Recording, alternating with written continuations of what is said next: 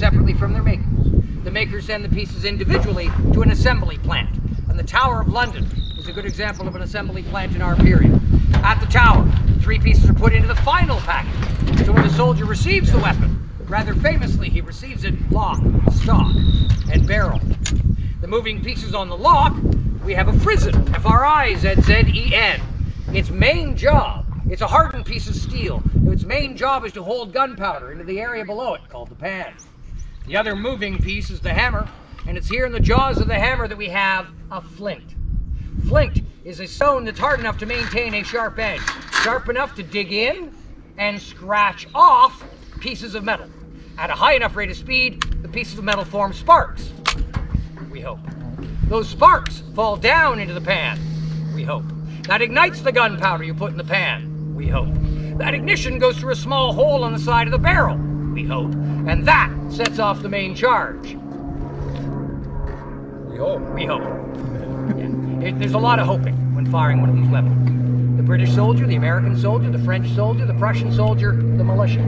Every soldier understands the weapon in their hands has a misfire rate of 30%. So for every 10 times you pull the trigger, you can count on it to go bang about 7 times. We'll do our best to make sure they operate properly today. Now, prerequisites. If you were going to join this army prior to 1811, you had to be 5 foot 6 inches tall, 16 years of age, and you had to be a male. You also had to have somewhere in your face at least 2 teeth that touch. Because if you want to be able to fire these weapons, you first must be able to open the cartridge. And that's one of these things. Simply put, this is a paper tube. It contains 110 to 120 grains of black powder. Had mine been a live round, it would be a white piece of paper, and the ball would be very prominent on the bottom. Now, James is not firing live. It's just that when you're making your own rounds, you can make the paper color whatever color you choose. For the Army, they try to go simply blue is blank, white is live. Now, it's the twist at the top is where the teeth come in handy. Because during the loading procedure, you're holding the weapon in the left hand. You don't have time to untwist it, and if you're missing those teeth, good luck gumming your way through the paper. So you had to be able to bite open the top of the cartridge, pour some of the powder into the pan, close the frizzen to hold the gunpowder tight, cast about.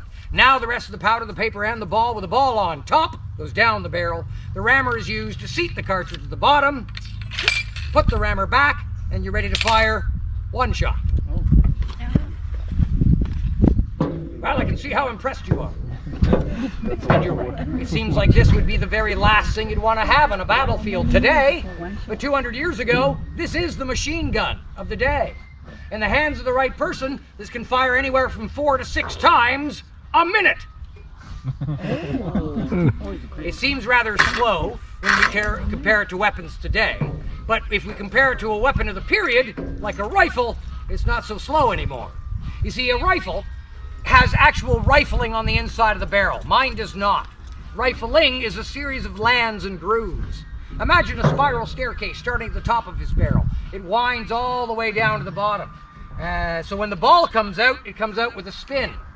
But before he can get that ball to come out with a spin, he's got to get it to go in with the spin. That's where he runs into a problem. Because whenever you load and fire any black powder weapon, whether it's a smooth bore like mine or rifled like his, you leave behind black powder fouling. Black powder is sulfur, saltpeter, and charcoal. When it burns, it does not burn efficiently. So it leaves behind a thick, heavy black residue, made up mostly of the charcoal. It tends to cake and coat and build up.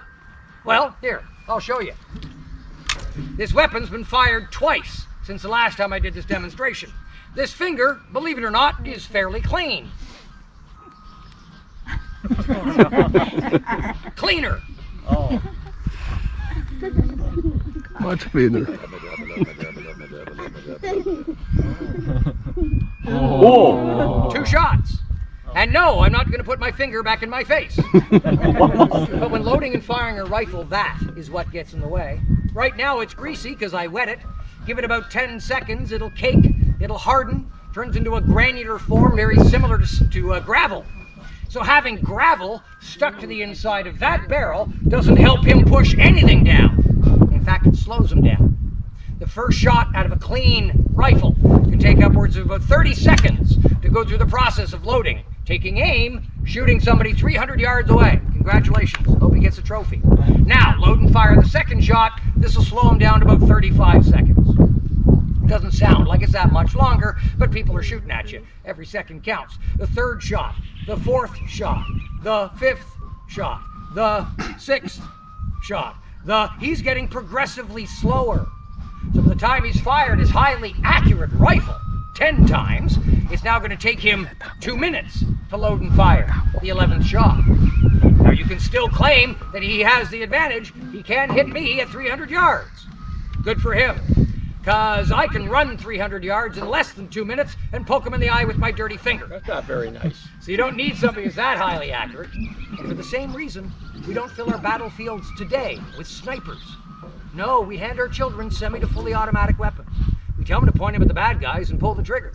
Thousands of rounds are released in the direction of the bad guys, and the bigger the spread pattern, the better. Same principle applies with mine. This loads really fast for the time period, but it's never been known for accuracy. So I'll give you an idea of accuracy. You can hit a man-sized target 9 out of 10 times at 75 yards. When I did it, it was a controlled situation. The target was not shooting at me. I was aiming center mass with every shot. One shot hit him up here, another shot down there, one shot in the face. And frankly, you hit anything with a 68 caliber ball. It matters not where you've hit him. You've done your job. You're currently sitting about 75 yards away from the palisade wall that finishes off this fort. At 30 meters, so just beyond the benches on this side, at the front of the gun shed over there, I was able to hit a target the size of my hat consistently. Well, no kidding. The closer you are, the more accurate you should be. But most battles don't start at 30 meters or 75 yards. So I use our front gate as an example. 240 yards to your rear. Anyone standing that far away from me would be entirely safe. I can stand back here and fire all day. But the only injury I'd create is maybe a hernia from laughing at me. Because what made this weapon quick to load had made this weapon inaccurate. Armies had all recognized they had no control over the black powder fouling. And armies hate not having control over everything. So they controlled what they could. And that was the size of the ball and the size of the barrel it was fired out of. So this massive 68 caliber ball is being launched out of a 75 caliber barrel. The barrel is deliberately larger. That's what the Brits are doing. The French fired a 62 caliber ball out of the 69 caliber barrel of a weapon called the Charleville. Same idea, bigger barrel, smaller ball. The Americans took that Charleville, they stamped it with Springfield and adopted it as their own. So every army's using the bigger barrel, smaller ball technique, leaving room for the fouling to grow. So you can load and fire, load and fire, load and fire, load and fire, load and fire 60 times. One box full of ammunition for the British soldier before the fouling slows him down to less than 3 shots a minute. Sadly, that's exactly why these weapons were so inaccurate. Made smaller, the ball goes in quickly, but bounces on the way out. It might go this way, it might go that way, it might go up, it might go down. If it were to travel the 240 yards to get to the gate, I'd likely miss my target by 5 feet in any direction. So how do you make these effective? Well, you take 50 of me. We all fire at the same time. That eliminates 2 of the biggest problems. The misfire rate of 30% has now been overwhelmed. We got 50 people attempting to fire. Chances are 25 to 30 will actually fire. So now they've released 30 rounds flying down the range. They're not anything or anyone, but it's not much different from taking the modern machine gun, slapping a 30-round mag on the bottom and emptying it.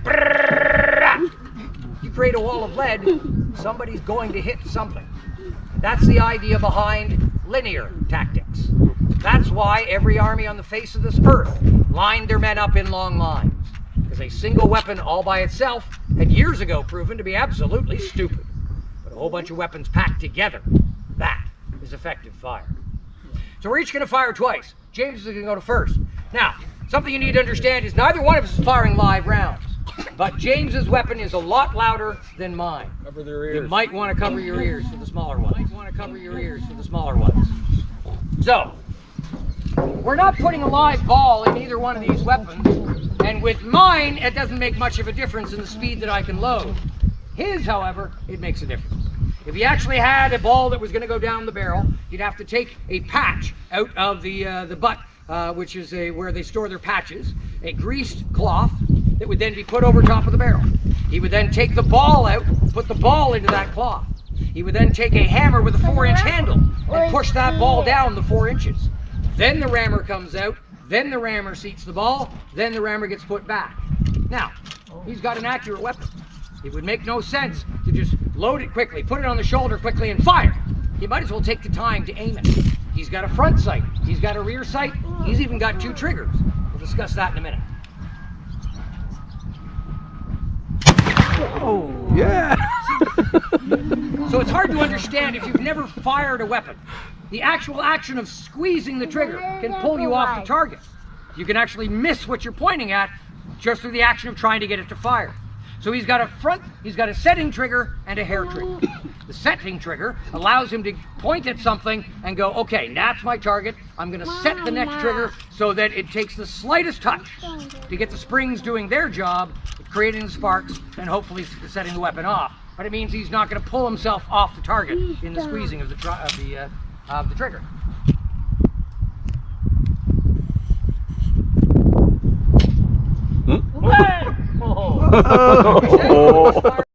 So you move the musket to the right-hand side of the body, open the prison to expose the pan. The next order is handle cartridge.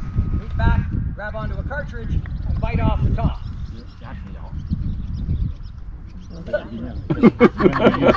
Right, pour some of the gunpowder in the pan. Close the prison to hold the gunpowder tight. Cast it out.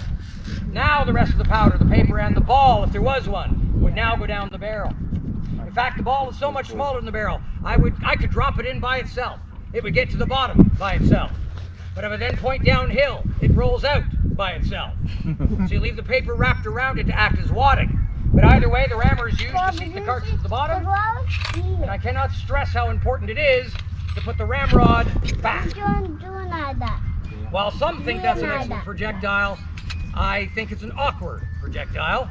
And the awkward part is going across the field and asking for it back. So they tell you in the manual, tap it. Be sure you put it back. Left in the barrel, very good chance you're going to create a shish kebab on the other side. Hey, ready? Set. Fire.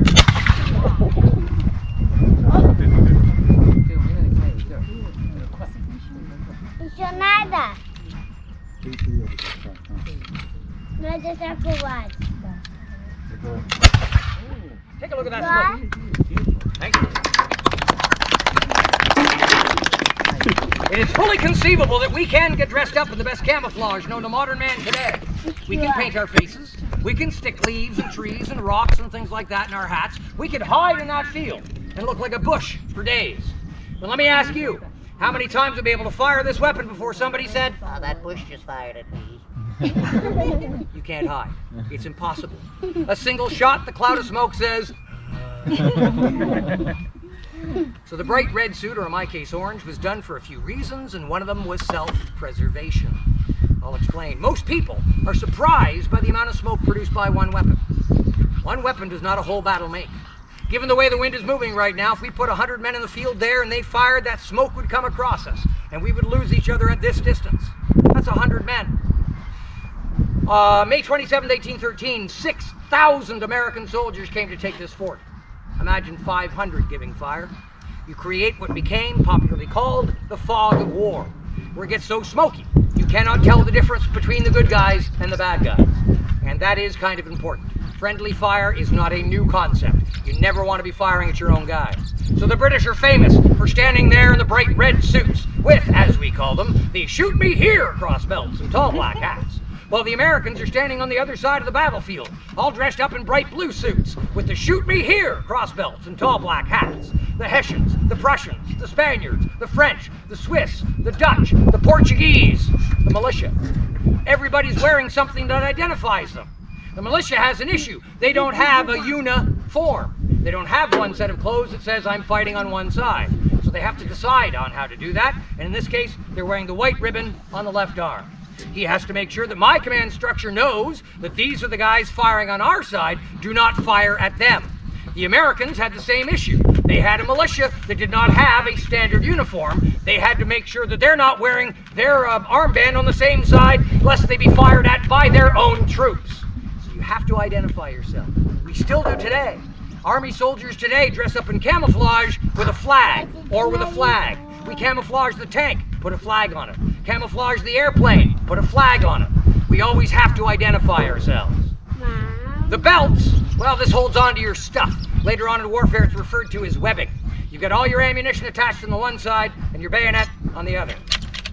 The choice for the tall black hat, well, as James is proving, it's one of the most fashionable pieces of headgear, and the British Army is nothing if not fashionable. But they're standing in long lines, blazing away at each other, because they're all using the height of technology, the musket. So our weapons are now safe. If you'd like to come forward and have a closer look. We are available for birthdays and bar mitzvahs. If you do have any questions, we can stick around for a little while, but other than that, thank you very much for your attention. Thank Enjoy you. the rest of your day. You want to carry that to Toronto for me? No. You though? Will you stand next to me for a Mother's Day picture? Because every mother wants their picture of their son with a soldier.